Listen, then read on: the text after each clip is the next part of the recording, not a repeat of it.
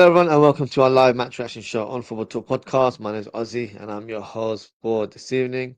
What a result it ended up being earlier on today as Liverpool beat Brighton 2-0 at Anfield. Is it a farewell from Mohamed Salah? We'll discuss that during the show. We'll also discuss the match in a bit more detail in regards to key moments. We'll do player ratings, and if anyone wants to call in, feel free to hit the link in the live chat. Now, let's start and discuss the game that took place earlier on today. Well, it didn't take us long to score a goal, that's for sure. We scored literally within the minute. What a goal it was. Firstly, brave header from Joe Gomez to head it down towards Ekitike, and Ekitike did the rest basically. He controlled the ball, smashed the half volley over the keeper. Those kind of moments you normally see strikers balloon it over the goal, but he executed it with the right technique and gave Liverpool the lead in the opening minute. But credit to Brighton, that didn't stop them from attacking. They were actually quite relentless in their pressing and in their distribution to create chances. Minte was very close to scoring, running from the right hand side. Cuts in, has a low shot, just goes wide. Gomez has a shot as he finds himself through on goal. Great block by Allison, who came charging out of his line to make that crucial block there. And then Al Gomez, in Joe Gomez, goes on a bit of a mazy run on the right hand side, hits a low cross to Ekitike. Unfortunately, his effort goes over the bar. In that moment, I think he was leaning back, so maybe should have done better and hit the target at least.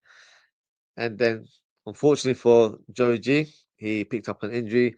I'm not so sure in terms of the extent. It hasn't been confirmed. I'm praying and hoping it's just a small knock more than anything else, and I'm hoping he's back in due course. So unfortunately, he had to depart, but that also led to Mohamed Salah being brought on as a first half substitute.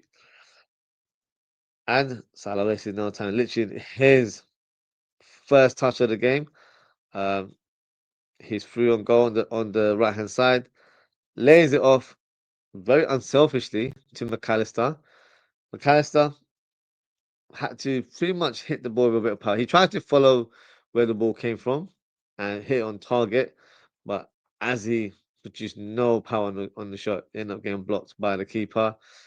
And then once again, Salah was part of the build-up, where Ekitike has a shot from just outside the box that goes wide. Gravenberch has a shot on the edge of the box. Great build-up play there, but unfortunately, he hits it straight at the keeper. So Liverpool were definitely knocking on the door, and it was great to see that Liverpool were playing with a bit more style, a bit more sort of finesse as well. And in the second half, Ekitike was, you know, started just the way, he started the first half, where he went on a bit of a mazy run from the left-hand side, drives inside. What I like about Ekitike's play today is just the way he dribbles, but it's not just the dribble, it's the weight of the touch that he runs with. It's almost perfection the way he does it. In this moment, the shot wasn't perfection. Drags it wide. Maybe should have been a corner kick to be fair, but it wasn't given. But then Brighton had a great opportunity. Uh, Wifa, who's become a makeshift right back for Brighton, hits a low cross towards the 6 yard box. You saw Gomez come flying in, applying a left footed shot. And I thought he's got to bury it. He's literally 2, 3 yards away. The whole goal's there to aim at. But he hits the outside of the post. Um, should have buried it. That's the big, big opportunity that he missed. And you can tell by Konate's face, it was a sigh of relief there. And then Liverpool had a counter attack. Salah passed it to Ekitike, who cuts in, has a shot, hits it over the bar. Should have done better. But thankfully, Ekitike gets the second goal later in the second half to make it 2-0. And look, I think in terms of today's performance, it showed there was a better sort of togetherness. Um, and it was good to see the likes of Ekitike being given a chance to lead the line. And quite frankly, at this stage, I have to say he's probably undroppable. He played at such a great level. You can't can you? So um, 2 goals today. Maybe he should have got a hat trick. He had quite a few chances where I feel like he could have scored. In this moment in time, it was a fantastic cross from Mohamed Salah, uh, and it's inch perfect. And you can probably question Brighton's defending in that moment there, but I'm going to give credit to Mohamed Salah for the creativity that he produced because that ball was inch perfect to Ekitike because it curled over everyone, and then just at the right second, curled towards the outside, and Ekitike was a free man, and a point blank header was applied, and he made it 2-0. And then Chiesa came on. We were all screaming for Chiesa to get involved. He finally did, showcased his talent, relentless play, went through on a counter attack. Most players maybe would have tried to go for goal, but unselfishly he tries to lay off to Salah. Added a bit a bit too much zip onto that pass, and it bounced as well, which didn't help Salah in that moment. And unfortunately, his shot just goes over the bar. But look, overall, a much better performance from the Reds. We played with a bit more energy today, a bit more directness, and there was great patterns of play during the game, which we haven't seen in the last few weeks. So a great result, 2-0 at home. Clean sheet, which is the foundation you need to get on a good run. So far so good. Um, but I have to be honest. I don't think I don't want to say things like, "Oh, we're back." I don't. I still feel like there's parts in our game where we aren't quite solid enough.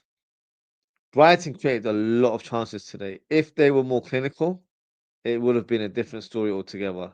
So we have to appreciate that we did ride our luck a little bit, in my opinion. And if those goals had gone in, it would have been a different outlook altogether. But let's stick on the positives, and it was a great win for the team, and I think it was thoroughly deserved. Now, today, the big talking point was about Mohamed Salah. Does he start? Is he on the bench, or is he out of the squad but still visible, as in he's still in the stands? Well, he started on the bench, and when he came on, you could tell the fans were very supportive, considering fans on social media have been quite split, and it's been quite a lot of people supporting the club over Salah or Carragher over Salah as well. But at Anfield, it felt like a lot of the fans were Team Salah, and this is just a clip of how the crowd responded to Salah coming onto the pitch.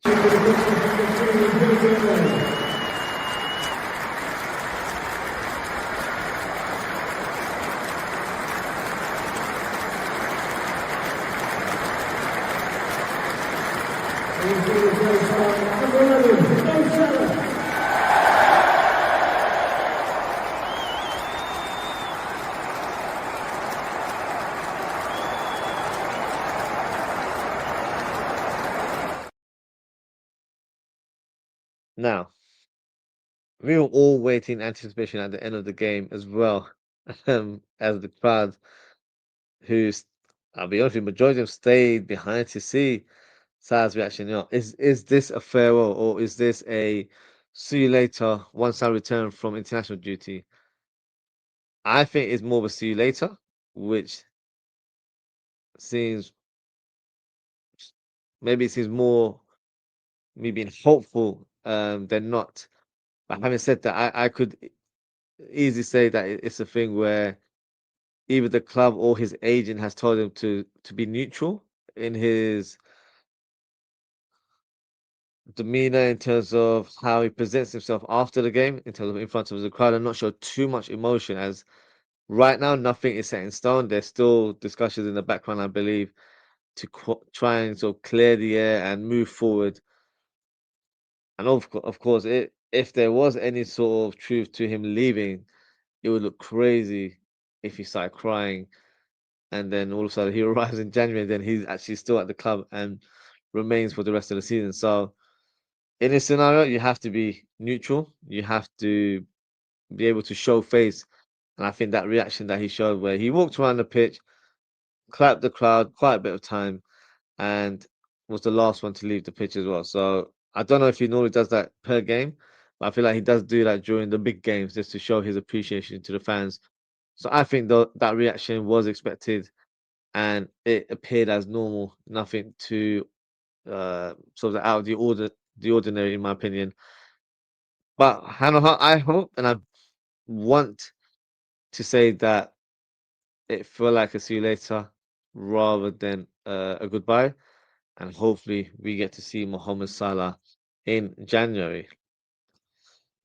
And after the match, reporters asked him in the mix zone if he wanted to talk. He replied by saying, 2 weeks in a row? No, no thanks. And just chuckled as he walked away. And look, he's reacting with tongue in cheek there.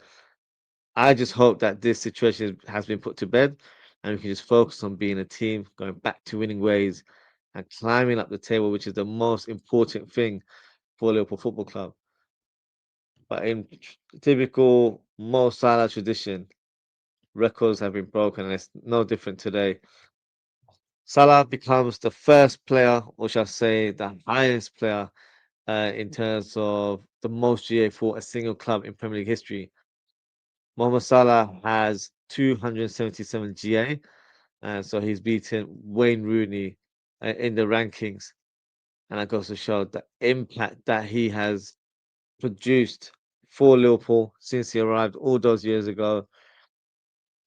And that's probably a bit of a slap in the face to Jamie Carragher, who's basically tried to discredit his impact at the club, saying that before he came was nothing. But the thing is, that's all good and well. If that's your opinion, that's your opinion. But what he has done as he signed for Liverpool is simply world class. You don't come to a club like Liverpool and be so consistently good, putting up the high numbers week in, week out, being consistent, winning trophies, winning individual accolades. I think that's just by luck. It's nothing to that nature. He has worked hard to be in the position he is in. And just to prove my point here, look at the stats here. In his opening season in 2017, 2018, 32 goals, 10 assists. So that's 42 GA there. 2018, 2019, 22 goals, 8 assists, 30 GA. 2019, 2020, 19 goals, 10 assists, 29 GA. 2020, 2021, 22 goals and 5 assists, 27 GA. 2021, 2022, 23 goals and 13 assists. That's 36 GA. 2022, 2023, 19 goals, 12 assists. That's 31 GA. 2023, 2024, 18 goals, 10 assists, 28 GA. And look at this one. This is last season. 2024, 2025, 29 goals, 18 assists. That's 47 GA. His best season in a Liverpool shirt. And of course, this season hasn't gone flying, unfortunately. He's only got 4 goals and 3 assists. But then again, you just have to look at the team. The team hasn't been great either. So we really have to respect the player that Mohamed Salah has been. Because quite frankly, I think a lot of fans have thrown him under the bus, to use that term again, because it's been the popular term used by Salah and Jamie Carragher, unfortunately, the last week. Well, I hope they're vocal today because the way he performed, I'm not saying it was a world-class performance or anything like that, but for me, he still showed that he's an important player. He can have an impact in the team. And if Liverpool are going to be anywhere near successful this season, they need Mohamed Salah. So I'm hoping, things can be sorted out in the near future. But having said that, that's my opinion. I wanted to stay, but it's not a foregone conclusion. If the likes of Michael Edwards and Richard Hughes feel hugely disrespected by what Salah did last week, then unfortunately they will react with no emotions and get rid of him, i.e., cash in on him on January.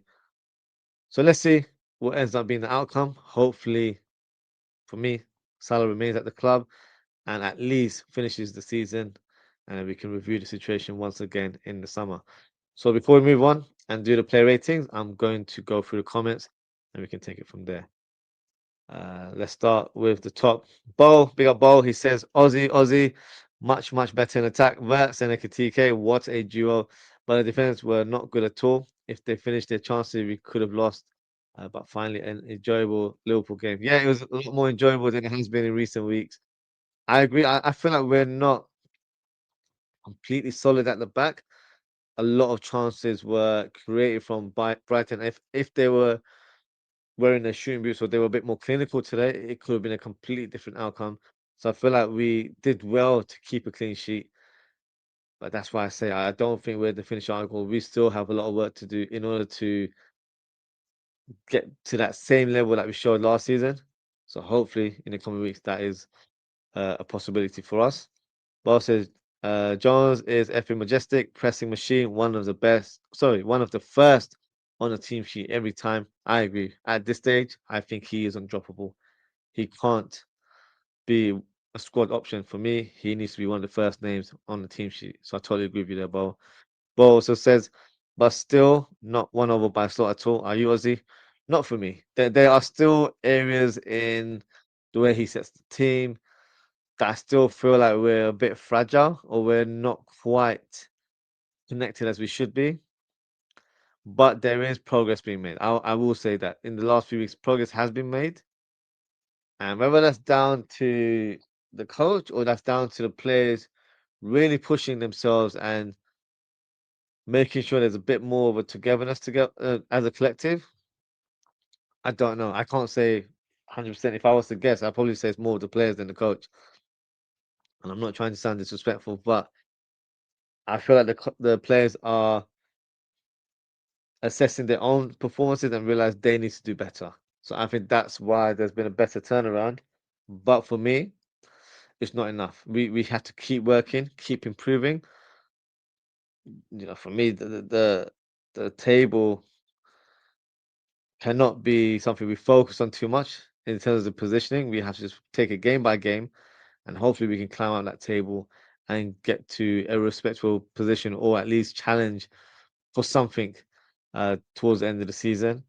Uh, Try to talk for me is a bit far fetched and not really something that I'm looking at right now. Bo also comment to say Mo was really good as well. Didn't look like his last game or and question mark. No, my thing it didn't come across as that could be his last game. I'm not saying based on how he performed, just his demeanor and the way he reacted with the crowd at the end. So I'm hoping, he remains. To be fair, Bo saying was a big up, Bo. Uh, Bo also comments to say, why did we concede so many chances even though we had our entire team in defense? That's worrying. I think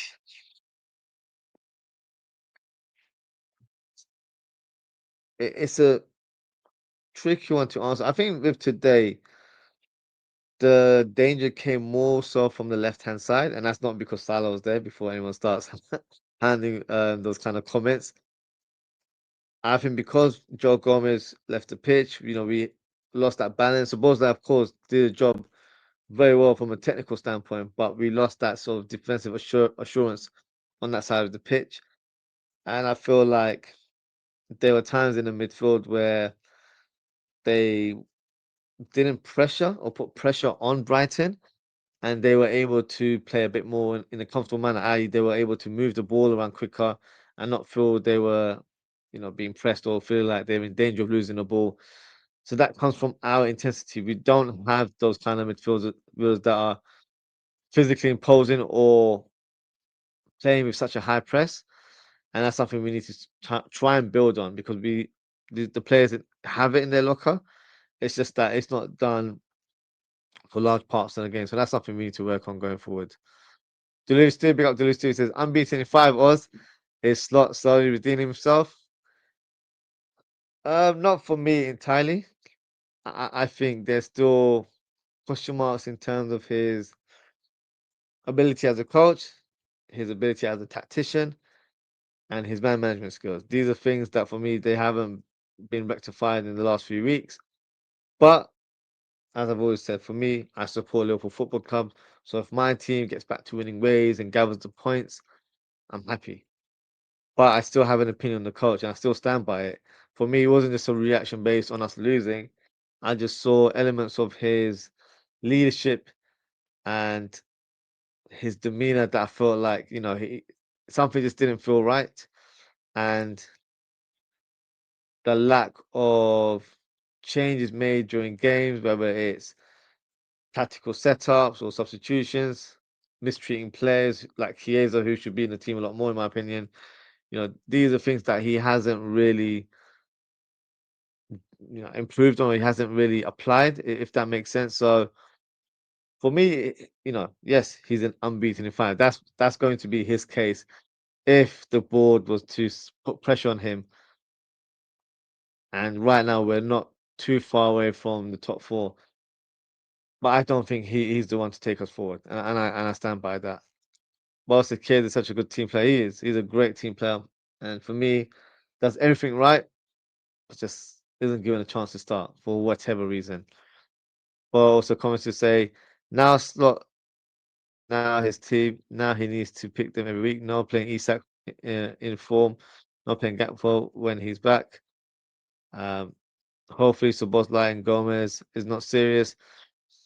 Yeah, so both that one, I think he basically went off for joining. So hopefully it's not something where he's reacted Arsenal and said, "Oh, I'm in a bit more pain," because I feel like he hit the back of his heel. Those, you could kind of, it can kind of feel sore on the day, and the next day, unfortunately, might be bruised or whatnot. So hopefully it's nothing serious. And the same goes for Joe Gomez because I feel like he's been fantastic for us, has really offered us a great balance in midfield, in defense, and also further down the byline as well.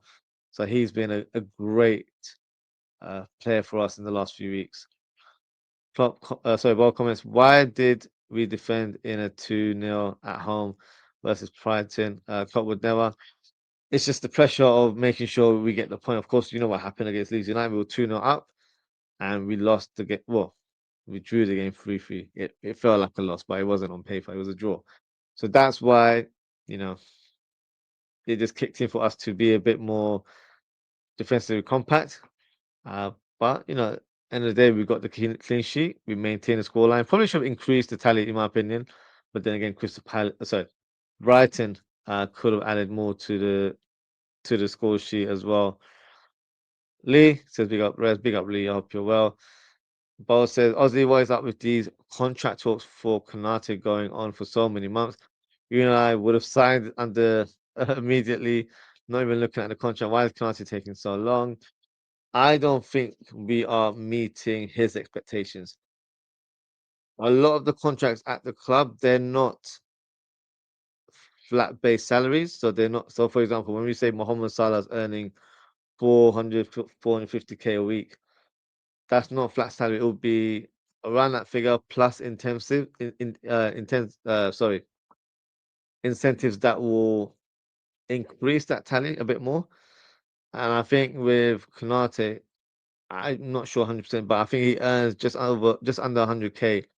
So he's probably asking for double plus bonuses, and that might not be what he wants. He probably wants 200K plus bonuses, for example. So I think in terms of the overall package, we're probably meeting his threshold in terms of the amount that he wants to earn, but it's based on his performances. So that might be something that's a bit of a stumbling block. And you've got clubs like Real Madrid who will be happy to offer him that base salary that he wants, maybe even more, because on their part, they're getting him on a free transfer. So they don't really have to pay a transfer fee. They can just go directly with him, give him a sign-on fee, and he gets the salary that he wants. So that's probably why he's not committed to signing a contract. Quite frankly, I'm still not impressed with how he's performed this season. And if he goes, so be it. I'm not really too headsprung on him staying at the club. So I don't really have a strong opinion anymore in regards to Konate. If he goes, he goes. If he stays, he stays. But if he does decide to stay, for me, he's not, or he shouldn't be alongside Van Dijk. It should be another defender. Hopefully, a new signing in January. Hopefully, a new signing in the summer, whenever it occurs. We need an upgrade in that position, and Konate on paper would be fair choice. That's how I would go, looking at the future. But only time will tell in terms of what Liverpool do in terms of their next bit of business. Bold comments to say doesn't seem like player wants to be at the club taking so long. I agree. I feel like his head is already at Madrid, so I think that's where he wants to be.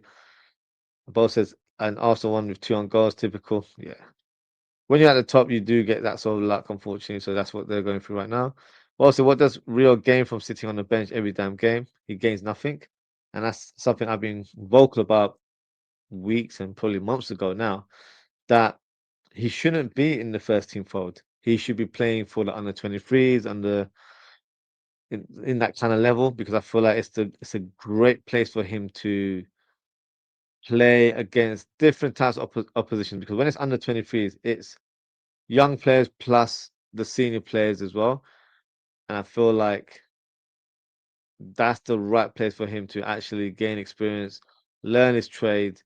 You know, if he makes mistakes or errors in those kind of games, nothing's going to happen. No one's going to, look at him or review him with a microscope.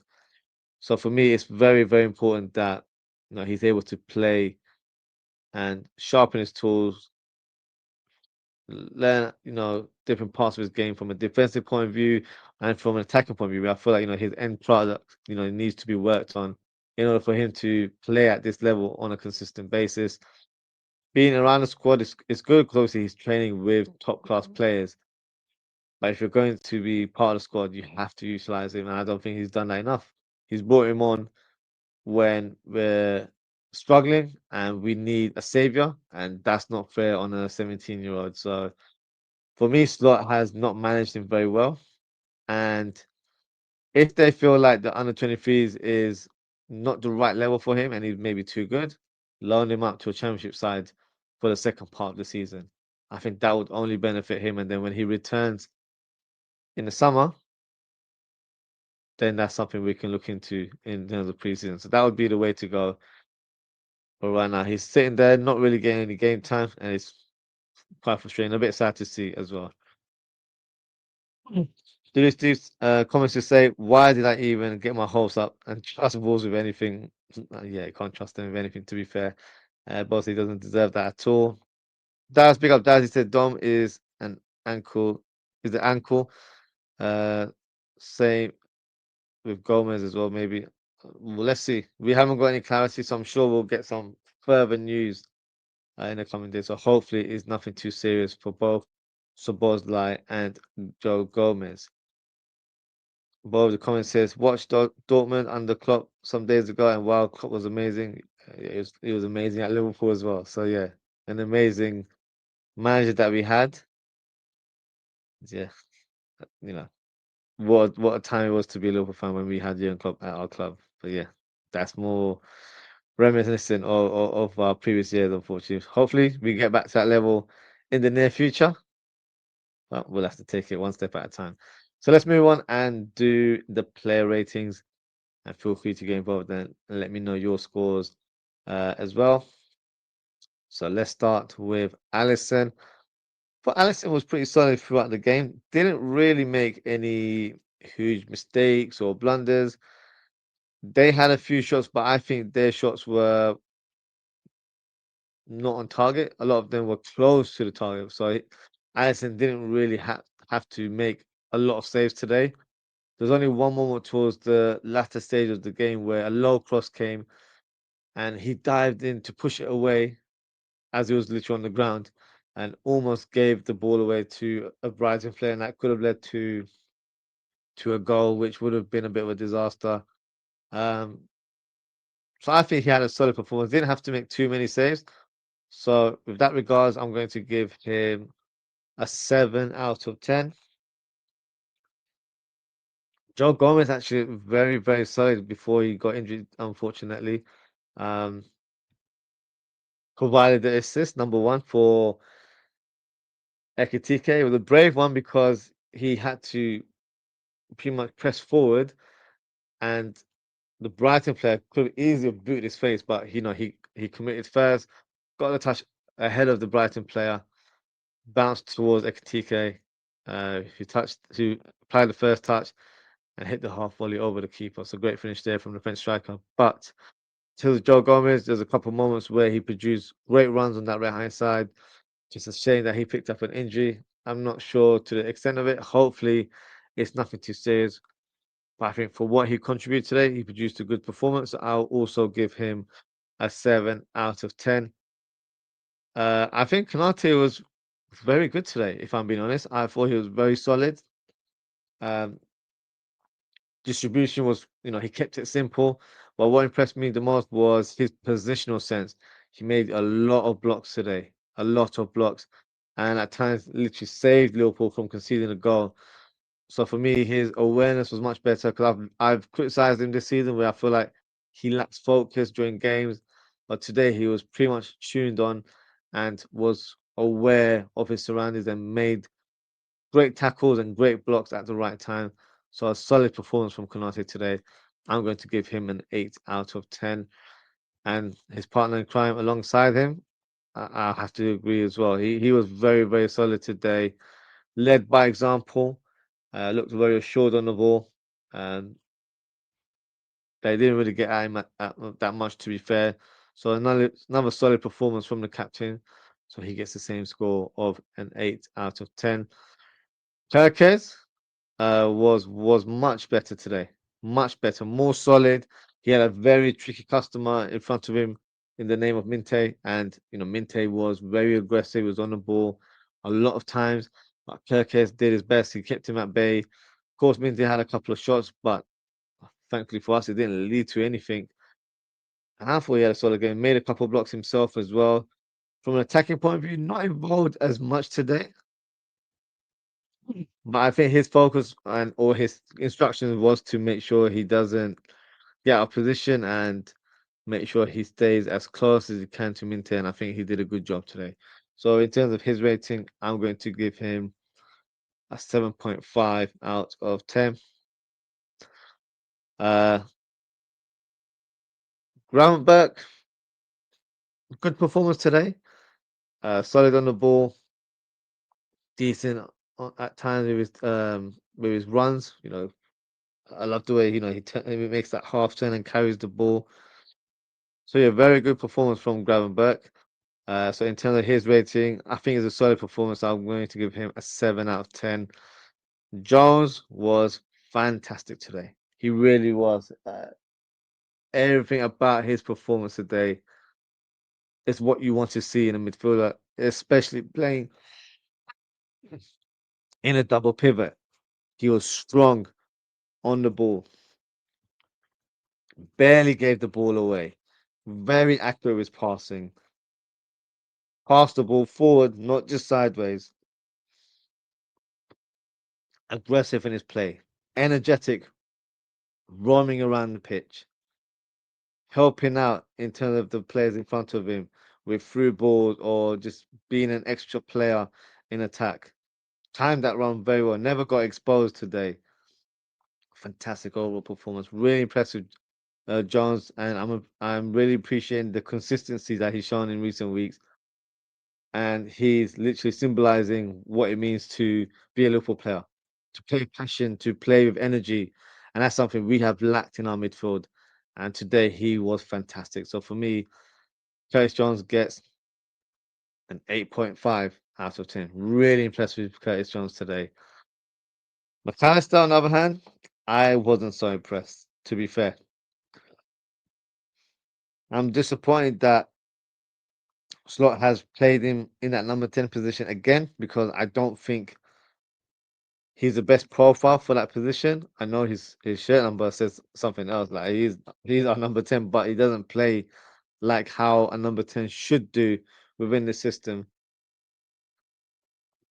And it's a bit of a worry because with this position, you have to be someone that is pressing from the front, which he does moments here and there, but not consistently. And unfortunately, one of his weaknesses that has been exposed this season is that he doesn't have a strong stamina. I feel like he gasses out very, very quickly in games, and therefore the energy levels, they depreciate. He's not as strong on and off the ball. He gets pushed around. He's got no physical presence. And you don't have to be 6'5" to have a physical presence. Like you can still hold your own, whatever build, whatever height you are. It's not about that. It's about being strong on the pitch, especially when you play midfield. You can't just be a soft person and let people push you around. You got to really show your muscle. You got to really show, that you have to work hard to get through us. And I don't get that with McAllister, unfortunately. So I wasn't impressed with his performance today. So for his rating, I'm going to give him. I know we won, but it might be harsh. I'm going to give him a 5 out of 10. In terms of Sabozlai, solid performance from him again. Not as influential or impactful like it has been in the last few weeks. Of course, for large parts of the game, he played a right back. So, he kept it solid as much as possible. Um, but a decent performance, not a performance where I'm going to put him in the man of the match. So for me, he gets a 7 out of 10. Um, Verts, I was quite impressed with, to be fair. I thought Verts was very good. Um, I thought he showed his ability once again. And of course, the only issue with foreign Verts right now is that he's not able to record an assist or an official assist or a goal to his name right now. And neutral fans will ridicule, of course they will. But when you watch foreign Verts, you can just tell he's head and shoulders above everyone else in terms of technical ability, the way he glides off the ball. I remember on 2 occasions where people were trying to outmuscle him, got past them with ease. One was on the right hand side, the second was on the left hand side, but he literally went through 2, 3 players, and it was a great piece of skill to do that. So he's looking stronger, and that's been evident. That's something that I critiqued early in the season because I felt like he seemed a bit weak uh, in terms of his strength on the ball. And I thought when he received the ball, he would take too long to make the move, and that led to him getting fouled from behind and you know conceding the ball in that matter. So he's improved on that. He looks a bit more assured with the ball. His pressing, I think, goes under the radar. I feel like he presses really well from the front. I thought he produced a good performance today. So for his rating, I'm going to give him an 8 out of 10. And up top, here you got Ekitike. What a performance from our young French striker there. Scored the goal with his literally first chance of the game. And those kind of shots, that it looks easy when you watch it now. Most strikers will balloon out with the bar just because of where they're positioned, so close to goal, and the technique to actually hit it over the keeper in that moment is some skill. And today, scored 2 goals, fantastic. But for me, there's still areas of improvement for Ekitike in terms of his final ball. I think he can improve the quality on that. He can be a bit more sharper in his decision making because there's been times where he's released the ball for the player, which is the right decision, but because of the delay or because of the lack of power on the ball, it's pretty much made the chance more difficult than not. And his shooting, I feel like he needs to improve on his shooting, which sounds silly because he scored 2 goals, but had he been a bit more sharp and go, we've at least got a hat trick or even 4 goals today because he created some very good chances for himself. Overall, I can't criticize him too much. Really good performance today. Quite frankly, needs to start the next game. So for me, it's a 9 out of 10 for Hugo Ekitike. And that is my player ratings. I'm just going to go through some of the comments before we talk about the substitutes. Bo has given me his rating. So it is 7 for Ali, Gomez 7, Ibu 7, Virgil 8, Kirkes 7, Gravenbeck 7, Jones 9, Sabozlai 7, McAllister 7, Verse 8, Ekitike 9. Maybe I was a bit harsh with McAllister based on your rating, but I wasn't happy with him today. I actually thought Maka had a good game today, at least better. But for me, he was giving the ball away too much. There was so many times where I think they targeted him and nicked the ball off him a few times. They made their presence felt by muscling him out or um just being over physical with him, and he just couldn't handle it, unfortunately. So for me, there's still um needs an improvement in terms of producing a better all-round performance. Bolsa Verts looks so much better with more muscles and his new black shoes. Yep, hopefully those shoes will help him going forward. That's it against Spurs. If you want, I can get you a Spurs creator. I might be collaborating with a Liverpool content creator for that one. So you appreciate the shout there. But I might get one of our own, I guess, on the show. So yeah, hopefully I can get someone lined up next week. Let's move on and do the substitutes as well in terms of the player rating. So we made 4 substitutions. We brought on Salah for the injured Joe Gomez. Obviously, I will put the players in their right position because Salah did not play right back. And then we have Stack for Ekitike. Easy light for light substitution there. And then we had Robertson for Verts. Bloody hell, what was that? Robertson. There we go. And the final substitution was Chiesa for Szoboszlai. Yeah, so let's put the players in their correct position. So okay, Mohamed Salah's definitely not there. Jones ended up playing there, didn't he? So and then Salah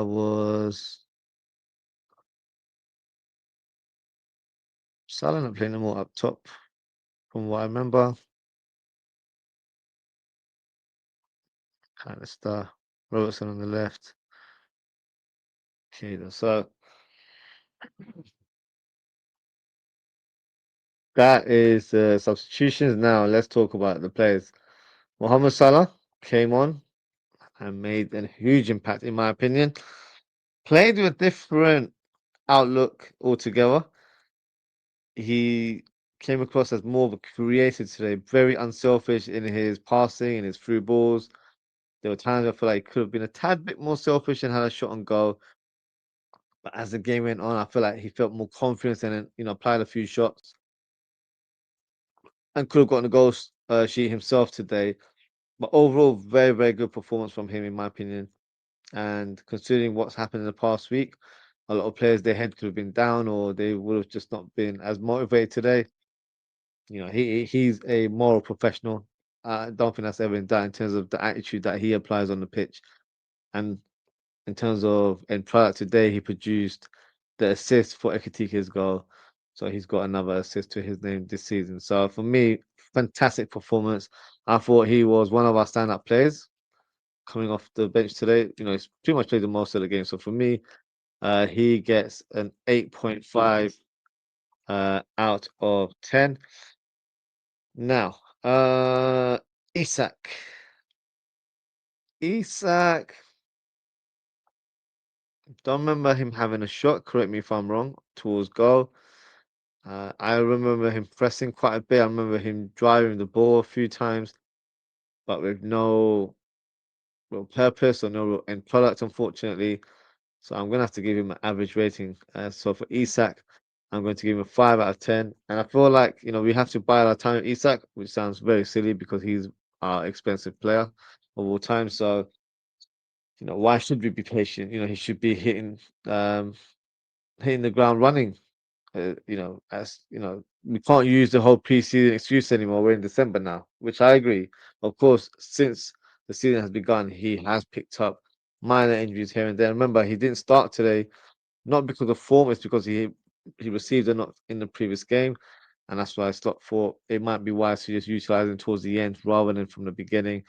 But he's got a lot of work to do. If he wants to stake a claim in the team, Slot will either have to change the shape to a two-man strike force, or he has to work hard and when he is given the chance to really perform in order to get Ekitike out of the team, which for me is not going to be an easy task.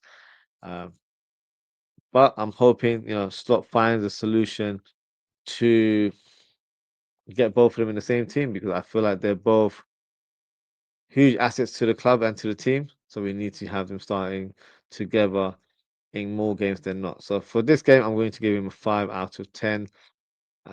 Who else do we have? We have Robertson. Robertson came on, put in a solid shift today. There was a time where, he was defending at the back and got past two players and hit the through ball towards Isak. Couldn't, create a moment there, but still tried his best.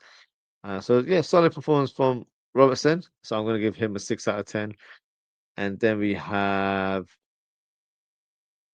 Chiesa. Chiesa, I always love his cameos when he comes on. Honestly, I feel like he's such a talented player, and I don't know why he's never given an opportunity. I feel like it's not justified at all.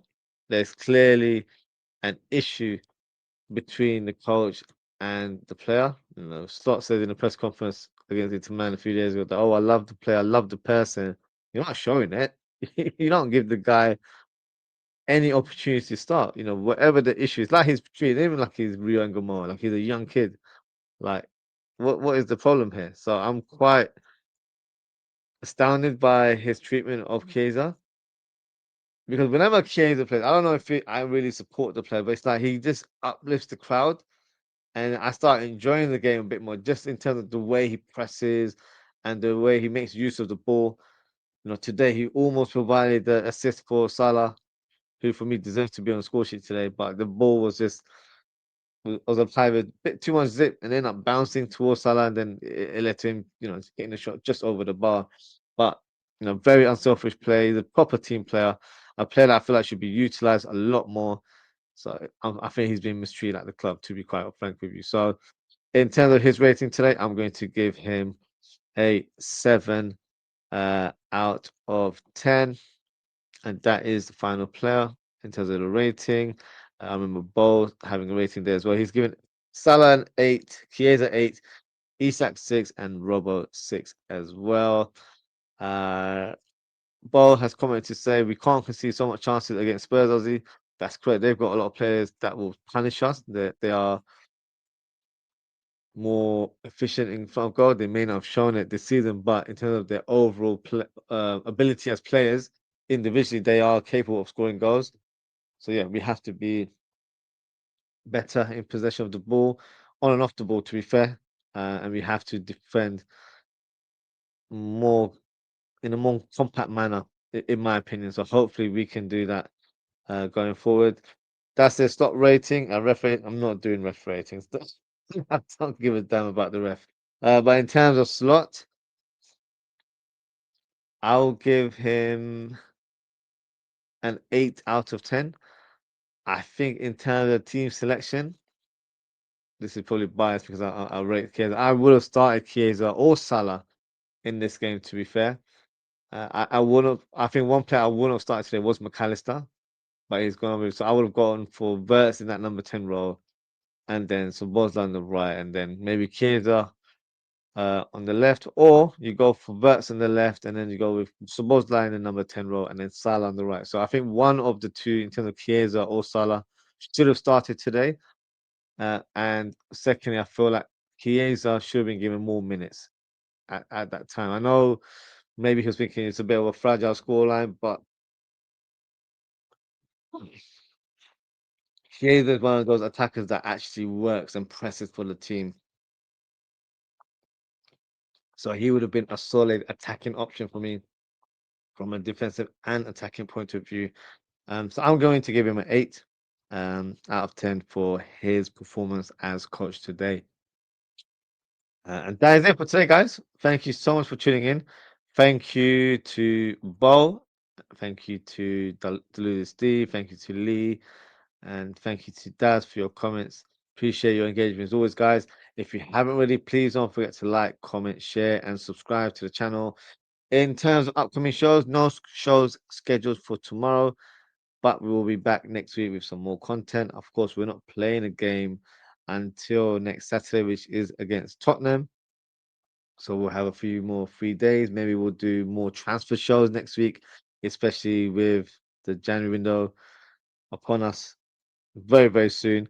So I'm sure there'll be more speculation in regards to incoming players. Plus, maybe we'll get some further news on the manager's position and the stance on Salah's future, if he's going to be sold or not. I'm sure there'll be a lot of discussion next week. So yeah, best thing to do is hit that notification bell so you know exactly what time the shows are live on YouTube.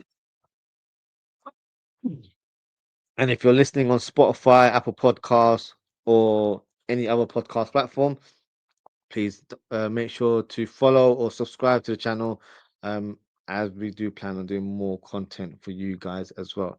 So that is it for today, guys. Thank you so much for tuning in. Take care, stay safe, and I hope to speak with you all very, very soon. Goodbye.